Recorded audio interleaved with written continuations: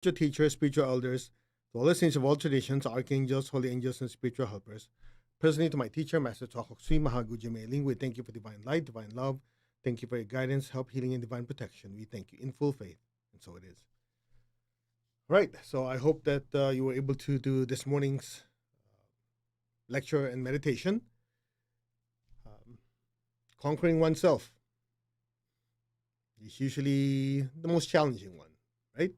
It's interesting that most people say, yeah, I want to conquer this land, I want to take over this, I want to do this, I want to do that. But conquering the self is the most difficult one for most people. And there's one main reason why. Because they have no clue what the self is. That's usually the problem. Most people, you ask them, what is the self?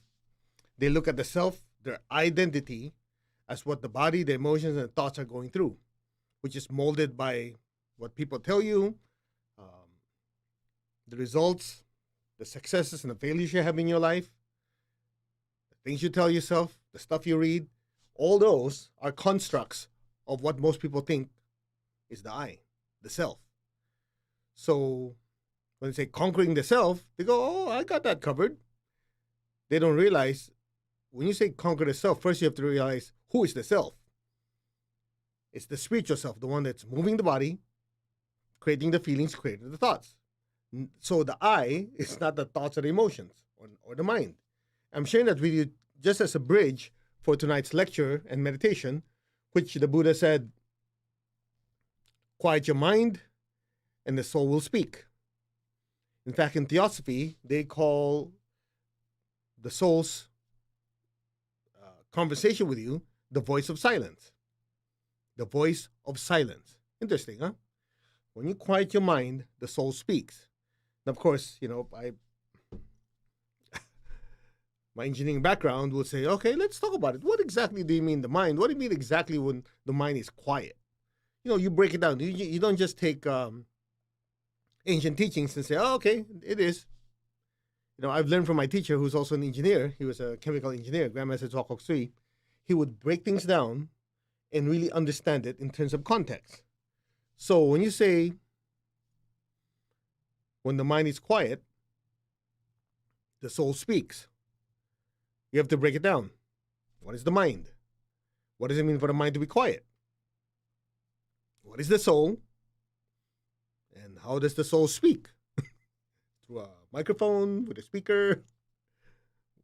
Make sense? So we'll just take a few minutes to kind of break it down so we have a better understanding why it is so important to experience the stillness of the body, the emotions, and the thoughts, or what ordinary people call quiet, in order to hear the voice of silence. So let's go to it in more detail. It has always been the same theme ever since we started this. Because I remember my teacher used to tell me, when I'll ask him 1,000 questions, oh, Master, how about this technique in Kriya Yoga, in Kundalini Yoga, in that yoga? I'll ask him all these things, and he'll explain them to me, like this is their technique, this is what they focus on. It's just like you're in the Christian tradition, right? In the Protestant religion, Protestant, yeah, Second Catholicism, there's specialization. Like the Baptist tradition, you focus more on the baptismal rite. Pentecost, the gifts of the Holy Spirit, and so on and so on. In a similar manner, all these different yogas have different specializations.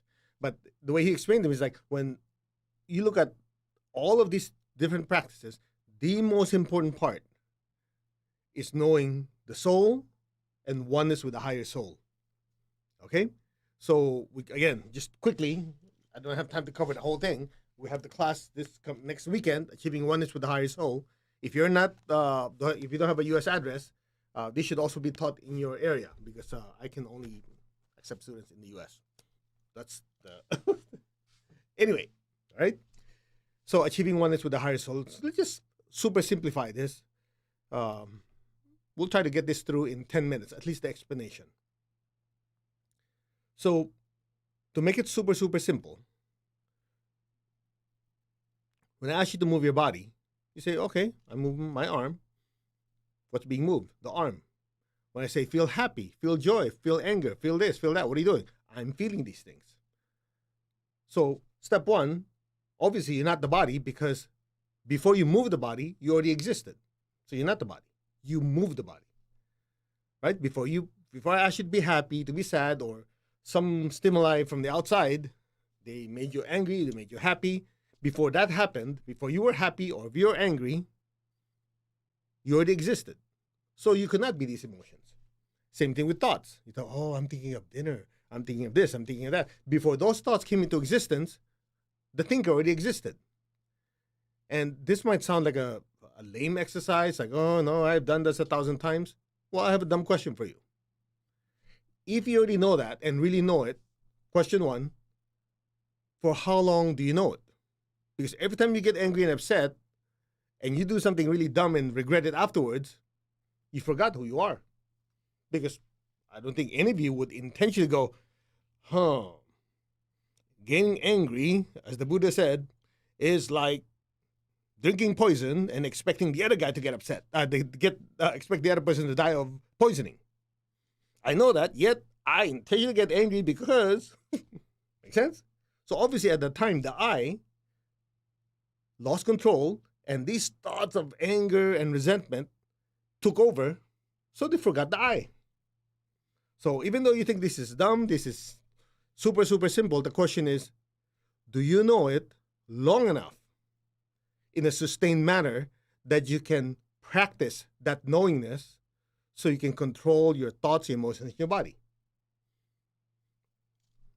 Second question. If you say, yeah, I have. So second question is, how's your life? If you still be a big hot mess, well, obviously you have it. No, but you don't understand. I've studied a lot. Yeah, a lot of people have studied a lot. Doesn't mean they're all successful. It's the application of what you study. Make sense? I'm sharing that with you because there's a tendency. I fall into that too, many times. The message will be talking about this. Yeah, you're not the body, not the emotion, not the thoughts. You're the spirit yourself, the soul that is using the body, the emotions, the thoughts on this earthly journey. Something like that, right? And I'm sitting in the chair and going, I know that already, Master. Teach me more advanced technique. I want something to do with the cosmic world, the Akashic records, blah, blah, blah, so on. He must have read my thoughts. He goes, oh, so you think you know everything, huh? I mean, imagine this is a room of like 200-300 people. And then out of nowhere, he's like, oh, so you think you know everything already, huh? How's your life? And I go, oops. And I'm already teaching it. So listen, okay? It's the fundamentals. So the mover of the body, the thinker of the thoughts, the feeler of the feelings is the I. So when you say the mind is actually the collective consciousnesses of the urges and tendencies of the body, the emotions and the thoughts. And of course, if you want to go deeper in pranic psychotherapy, we say that all these tendencies are related to your chakras. So it's the consciousnesses of your chakras. Like your basic chakra wants the organism to survive. The sex chakra wants to procreate and have lots of fun. The heart chakra wants to love. The throat chakra wants to think in details. In other words, all your chakras have their own tendencies. It's just like you have a corporation with different departments. Each department have their duties and their responsibilities. And so are your chakras. So in order to do that, they have their own intelligences or consciousnesses. So you put all that together, that is really what you call your subconscious mind. Make sense? Because you study psychology, the subconscious mind is what below the consciousness. Okay, what is it? Well, it's the stuff that goes on in the background. Okay, what is it? If you dig deeper and deeper and deeper, assuming the person who's digging is open-minded, you come out to it's the consciousnesses of the chakras. Because each of the chakras, the energy centers, have their own programming. Make sense? So here's what happens. When the mind is not quiet, like it's noisy or messy, that means, just imagine you have a company, you're having a company meeting, and every department is screaming and yelling what they want. Think about it. You have a company, right? You have a company meeting. All right, let's talk about, what is the plan for 2021 or 2022, whatever year. And every department is screaming, yelling, oh yeah, finance department, we need to do this. The manufacturing department, okay, we need to make new products. I mean, everybody screaming and yelling. Who gets to hear what the CEO has to say? Nobody. Make sense? Exactly. That's not the way to quiet the mind. To quiet the mind is to have everybody shut up. Oh, you guys, shut it. Okay, now I know. I'm the boss. What I want to do is direct this company towards this direction. Once I have that done, okay, this is what I want. Oh, you guys listen. Then you start giving instructions. Make sense? Just imagine the CEO is the soul. The mind is all the chatter of all these different departments. Shut them up so you can say something. Now, from our perspective, it's as simple as this. First, you have to disidentify who the CEO is. Or I think in other countries, you don't call him chief executive officer. You call him directors, right? Okay, whatever you call him, boss. Right? You have to take everybody, okay, quiet. This is my directive. So you have to quiet everything down first. The problem is people don't have the idea that you have to first disidentify. So the boss has to say, okay. I'm hearing what the manufacturing department says, the customer service, HR, whatever. All these departments are telling you stuff, but you cannot get too involved with them because they start to what? To influence you so much. So at some point, if you're really good friends with, I'll make something up, the factory guy, at some point they tell, we need to manufacture more goods. We need to do this, do that. We need to create new products. And he went on and on. You got so enmeshed with it. You say, yeah. You didn't realize the budget that is needed to satisfy this dude and this department will eat up half of the budget for the entire company. But you got too engrossed. Then you listen to the finance department. Oh, yeah, you're right, huh? And you got really into it. So the finance department, no, don't spend anything. So at some point, you get so entangled, you cannot make decisions. Even though you know what's good for the company, you get so enmeshed with each one, you're stuck. So some of you who are in business, you know exactly what I'm talking about. You're trying to make everybody happy, company goes down the toilet. You have to say, okay. We have to cut expenses, or we have to increase budget. All these things you have to do. You look at what's needed, you make the decision. They're not always nice, and these dudes might not always want it, but this is what has to be done. That's how the company survives. That's how the company thrives. So instead of the company, think of it this way. All your different chakras, all your different tendencies are outside of the soul. So the soul looks like, in this incarnation, this lifetime, I want to learn to forgive. I want to learn to let go. I want to have more inner peace. These are my objectives for this lifetime. I want to work out certain karma, whatever, right? So you already know what you want. Then you observe, how's my fighting spirit? Basic chakra, solar plexus, Ajna chakra. Where is that? That needs a little help. Okay, how's my compassion? Because, I need that compassion to generate good karma to fuel my activity, whatever. You have to kind of plan. Okay. So once you have that down, then you start calling them in. Okay, come over here. You do this, you do this, you do this, you do that. Are they going to be happy? No, because you've been so used to letting them do whatever the heck they want. It's anarchy. So when you pull them in, they're going to fight. Sounds familiar?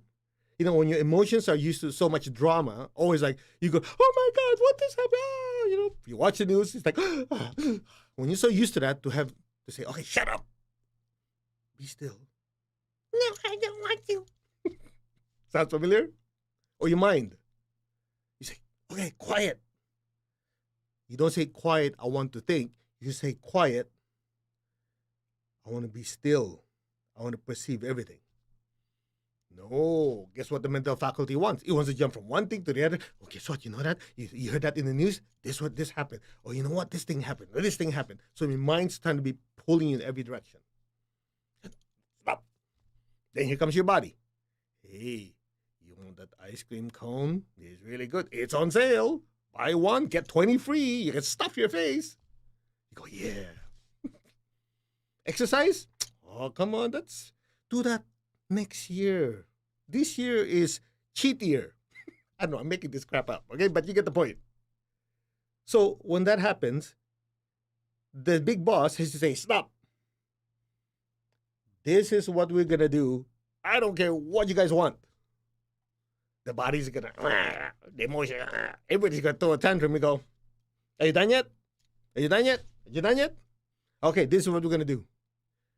That is the struggle the soul has. Because the initial part of disidentifying the body, the emotions, and the thoughts is the most difficult one initially because they'll fight you. Have you ever tried fighting a temptation?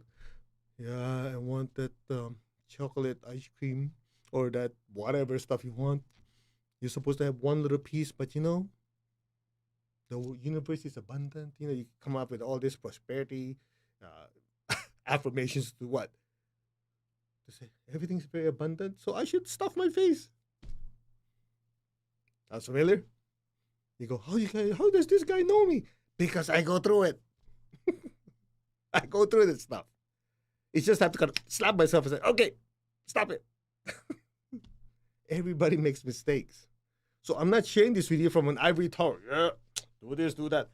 I've been there, and to this day, compared to before, it's easier because I kind of pull out the whip and whipping these things like body emotion, behave.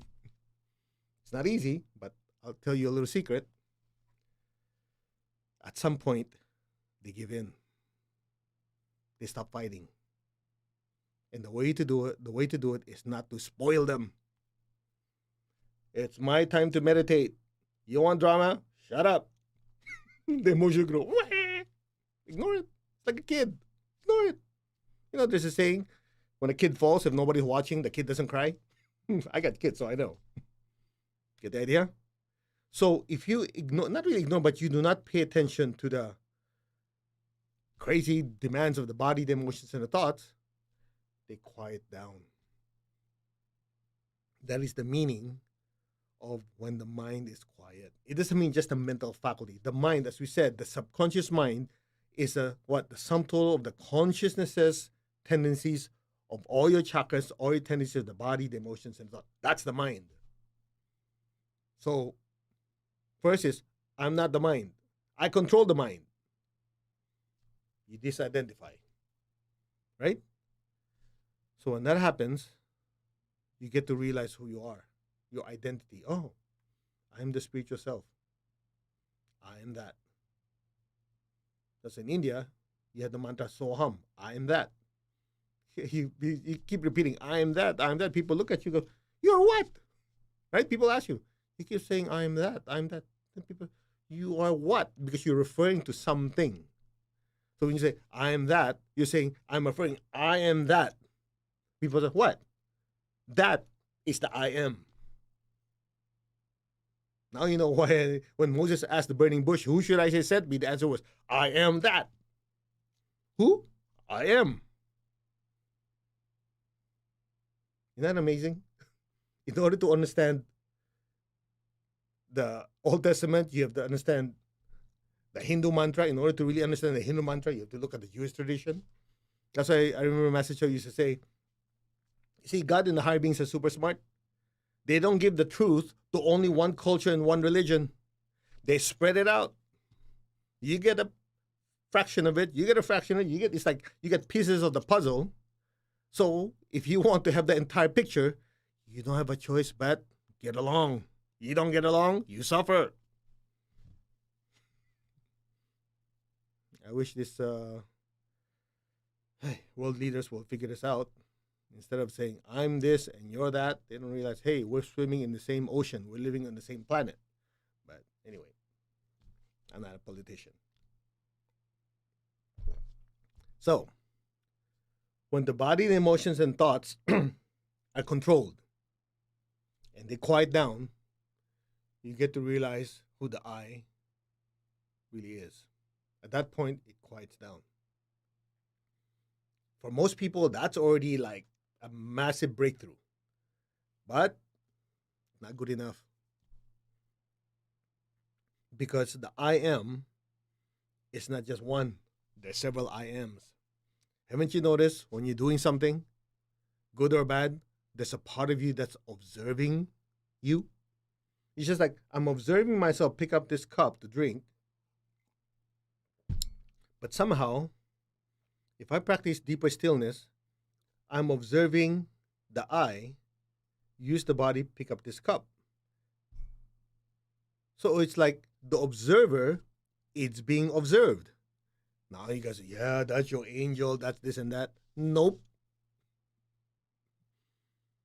Because you have the smaller I and the bigger I. That's why people talk about the higher self.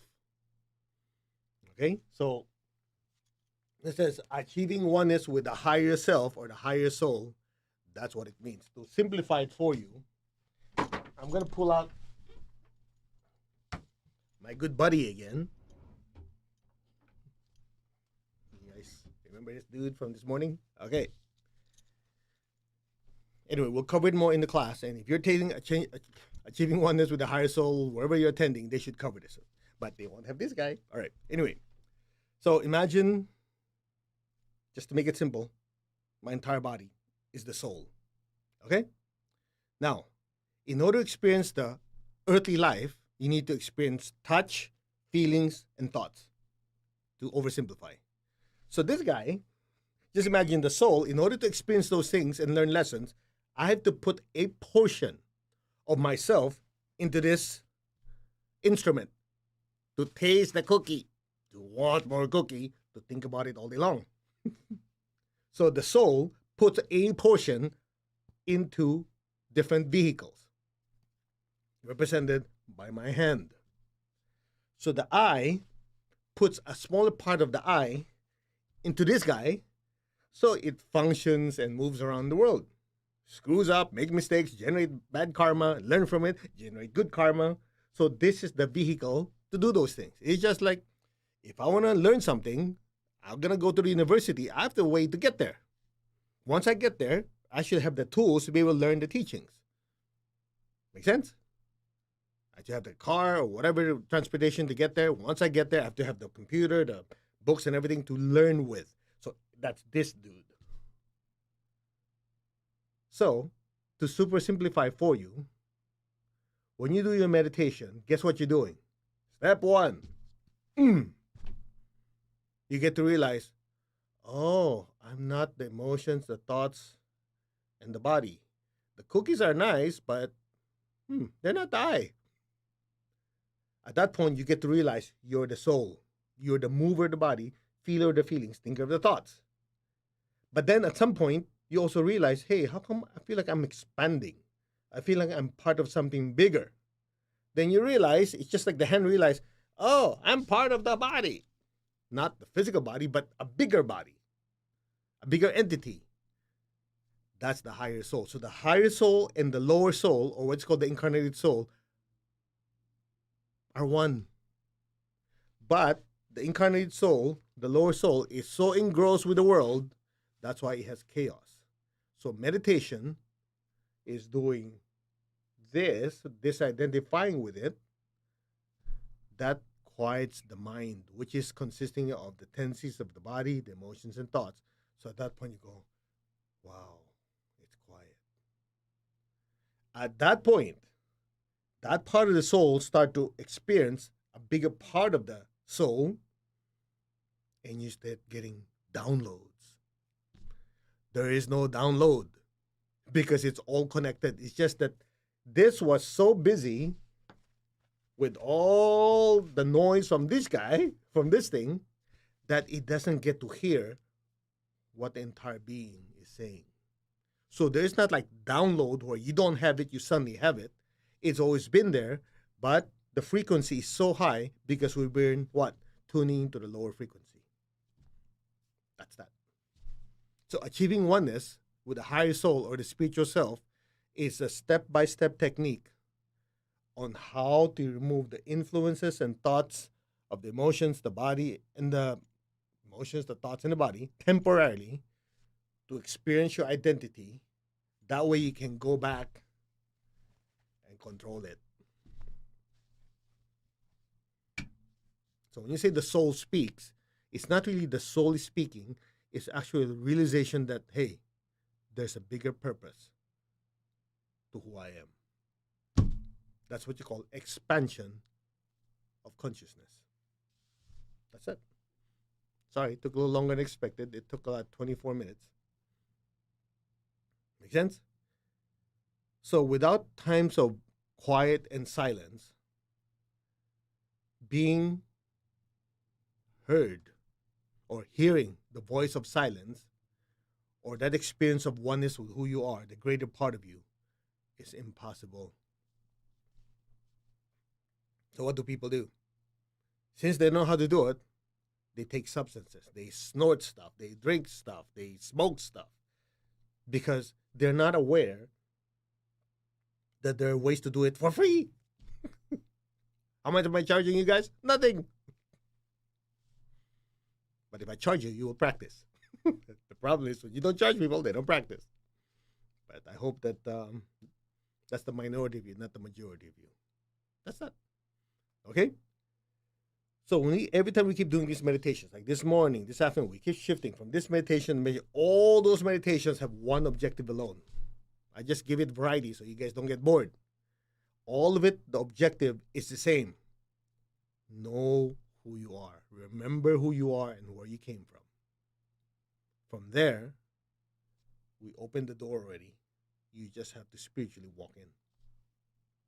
Now, what is the purpose of those higher classes that we teach? Put on your rocket boosters so you can take off faster. That's it. All right? So let's meditate. Now, just quickly. So if you notice you cannot quiet your mind, then you know the antidote. Right? Antidote, medicine, whatever. That means you have to spend time to do your spiritual practice. Anything that you do that is so-called artificial, it's not going to last. Because that I always get asked by people, how about if I go on this journey? I drink this, I smoke that, I had a great experience. And I always ask them, and how are you now? How long did that last? Oh, I have to go again. I go there every year because I need to. Exactly the point. I don't need to. I'm right here. The practice is mine. I don't have to go anywhere.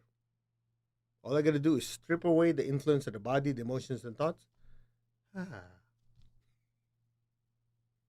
Make sense? Now, why do people go to pilgrimages?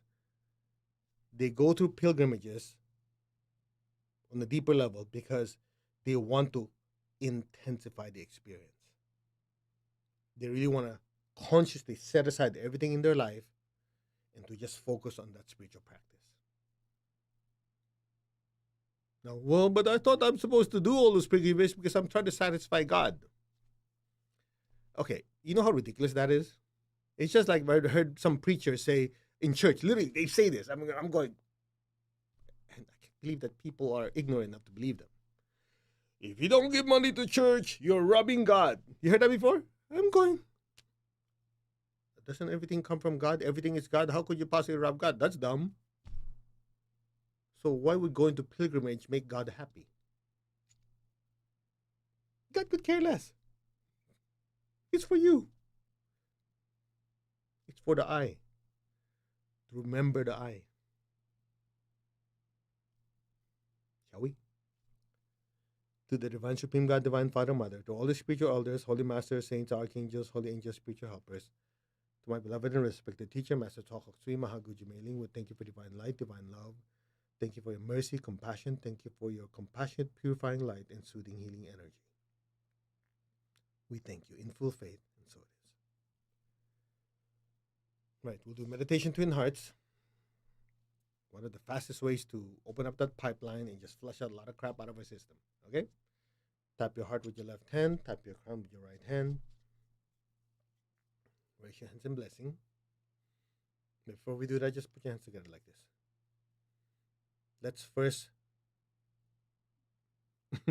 Remove the shell temporarily. Focus on your crown gently. I am that. I'm what? I am not the body, not the emotions, not the thoughts. The body, the emotions, and the thoughts are just my tools, my instruments. They are not the real me. These are not the I. Just be still. I am the soul, the spiritual self. I am that. The spiritual self am I. I am a spiritual being of divine intelligence, divine love, and divine power. I am that. Be still. I am connected in one to my higher soul. You've always been one with the higher soul. I am that, the higher soul. I am a spiritual being of divine intelligence, divine love, and divine power. I am that. As a being of divine intelligence, I regulate my mind, my thoughts. As a spiritual being of divine love, I regulate my emotions, my feelings. As a spiritual being of divine power, I regulate the movements and the urges of the body. I am that, the spiritual self. I am connected in one to my higher soul. I am connected in one to the divine spirit in me. I am a child of God, meaning all of us are still growing. It's part of evolution. I am one with God. I am one with all. That is my true nature. That is where I come from. I am that. I am. Be still.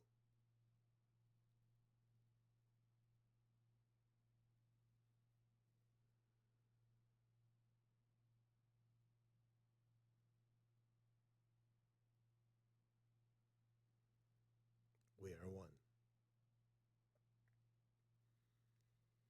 Now open your hands in blessing. Visualize the earth in front of you. Just say, our hearts are one, our souls are one, our spirits are one. There is only oneness. Visualize the earth in front of you, the size of a little ball. Be aware of your heart and your hands. Fill the earth with beautiful pink light. Lord, Universal Spirit, whatever name you want, make me a channel and an instrument of your peace. Wherever there's hatred anywhere, let me sow unconditional love. Where there's injury, let me sow pardon and forgiveness. Where there's doubt, let me sow faith. Where there's despair, let me sow hope. Where there's darkness, let me sow light. And where there's sadness, let me sow joy. Be aware of your heart and your hands and just flood the earth with so much beautiful pink light, filling every person, every being with peace, with love, with a spirit of forgiveness, with hope and with faith, with light and with joy. So be it. Just fill your family with beautiful pink light. Your relatives, your friends, let it spread to the city you live in, to the people you work with, to the country, and let it spread throughout the entire earth. There's so many countries in the world that need help, healing, divine protection. Fill them with divine love, divine hope, and with faith, and a better tomorrow. So be it.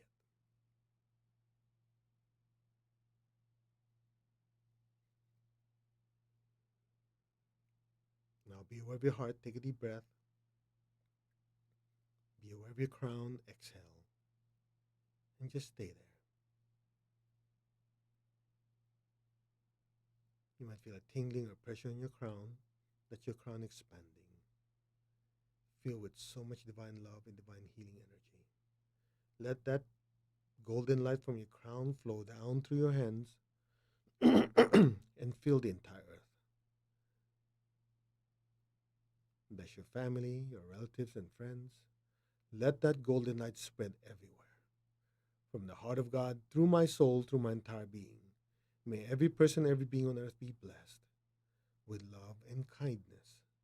Let all be blessed with great joy and happiness, with understanding, harmony, and divine peace. May all be blessed. So be it. So be it. Just be still. Keep your tongue on the roof of your mouth. Just let the golden light flow through us.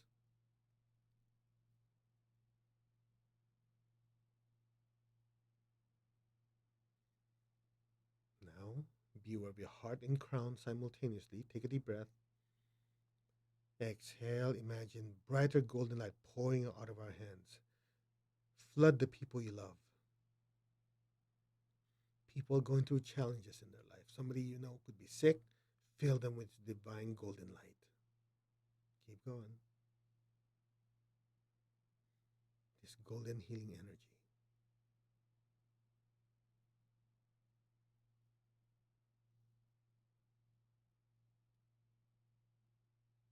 People you know who need financial healing. Fill them with golden light. Countries you know going through tough times politically, financially. Fill those with golden light. God is all merciful, all knowing, and all powerful. Let that let those blessings just flow through us. Just aim that energy at them. Let the blessings flow through us to all those who are in need.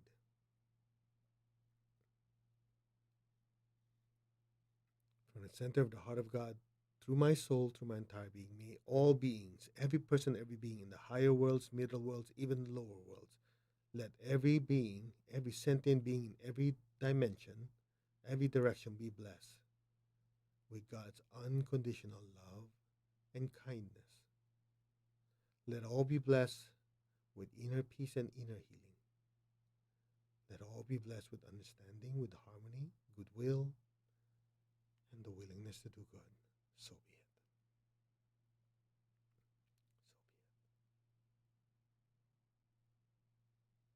So be it. So it is.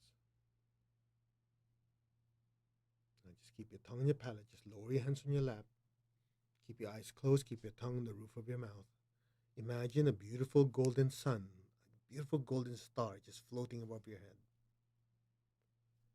Now be aware of the love within your heart. Send a stream of love from your heart up to the crown and into that beautiful golden sun. And stay there.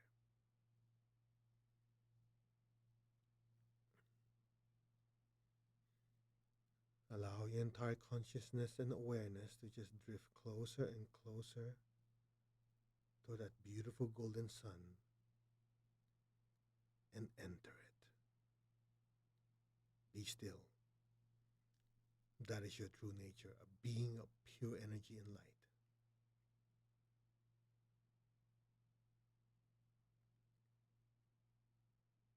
You exist independently of the body, the emotions, and thoughts. The body, the emotions, and thoughts are simply tools or garments that you use. Be still and just say, I am that, the spiritual self. That spiritual self am I. And so it is.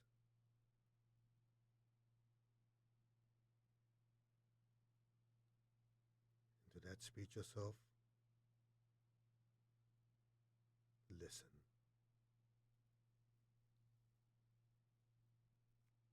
Om.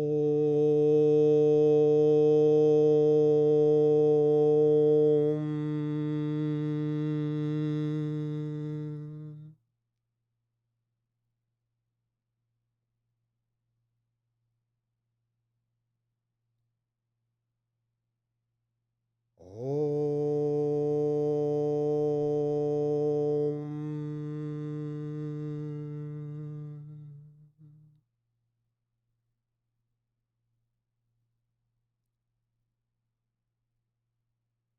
Your frequency is raising higher, higher, higher frequency. Om.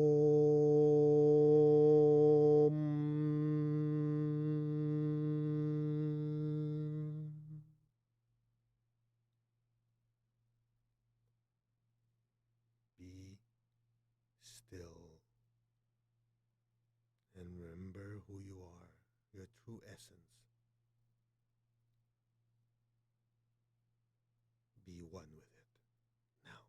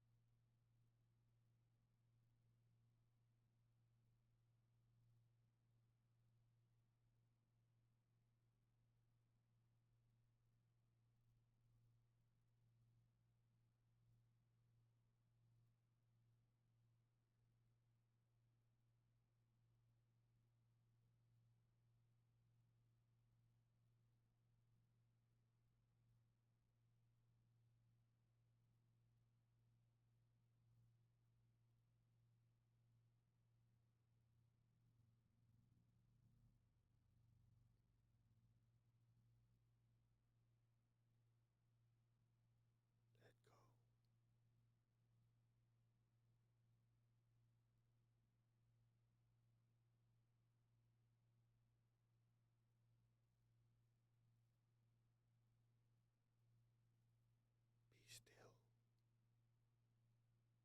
and know who you are.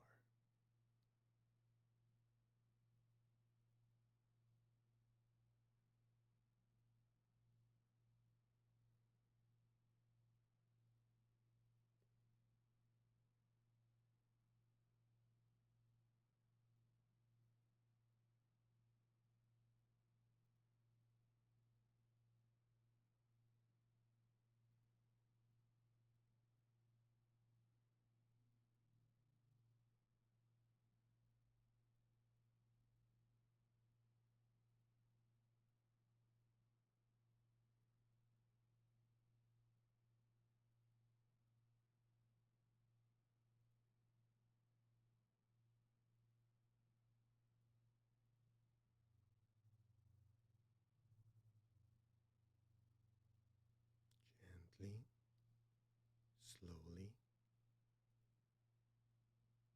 very gently, slowly come back to your body. Just move your fingers, move your toes. Very gently, slowly come back. Raise your hands in blessing. First, imagine all the people you love in front of you. Fill them with beautiful pink light and with golden light, more golden light than pink. Bless them with good health, with happiness, with prosperity, and with spirituality. So be it. Visualize your job, your career, bless it with massive success, abundance, and prosperity. So be it. If you know anyone who needs healing, somebody needs help, fill them with God's golden light.